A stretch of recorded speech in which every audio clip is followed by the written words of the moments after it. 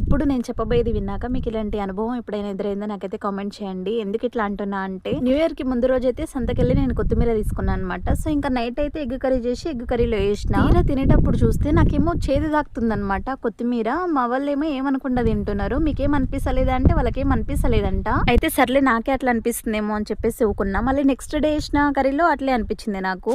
అప్పుడు అర్థమైందనమాట కొత్తిమీర తేడా ఉందని చెప్పేసి. అయితే నెక్స్ట్ డే న్యూ ఇయర్ రోజు బిర్యానీ చేసుకుందాం అనుకున్నాం మేము. సో, బిర్యానీలో కూడా అట్లా వేస్తే టేస్ట్ మొత్తం పాడైపోతుంది అని చెప్పేసి ఇంకా నెక్స్ట్ డే కొత్తిమీర తీసుకుందామని చెప్పేసి మార్కెట్కి వెళ్ళాను అనమాట, వేరే కొత్తిమీర. అయితే ఆమెకి కొత్తిమీర ఇవ్వమని చెప్పేసి అడిగాను అనమాట. నేను కొత్తిమీర చేదు ఉంటుందా, ముందు ఎందుకు మార్కెట్లో తీసుకెళ్తే చేదు అనిపిస్తుంది నాకు అని చెప్పేసి అడిగాను. అయితే ఆమె కూడా అవును నిజంగానే నాకు కూడా ఒకసారి చేదు అనిపించింది, మా బాబు తీసుకొస్తే చికెన్ లేచినా చేదు అనిపించింది అని చెప్పింది. ఆ పక్కనే ఇంకొవ్వ పాలకూర కొత్తిమీర అమ్ముతుంది అనమాట. సో, ఆమె దగ్గర పాలకూర తీసుకుంటే ఆమెను కూడా అడిగిన. ఇంకా అవ్వనేమో ముసిముసి నవ్వులు నవ్వుకుంటా ఏమమ్మ నాకు ఎప్పుడు చేదు అనిపించలేదు, కానీ కొత్తిమీర కట్టలు కట్టేటప్పుడు కొంచెం కొంచెం తింటుంటా అనమాట నేను. నాకేమో కారం కారం అనిపిస్తుంది అని చెప్పేసి చెప్పింది. నాకైతే అవి రెండు విన్నాక చాలా డిఫరెంట్ గా అనిపించినాయి, ఎందుకంటే నాకు ఫస్ట్ టైం అలాంటి అనుభవం ఎదురైంది కాబట్టి. మరి వీడియో నచ్చితే ప్లీజ్ లైక్ చేసి మరిన్ని వీడియోస్ కోసం నా ఛానల్ని సబ్స్క్రైబ్ చేసుకోండి.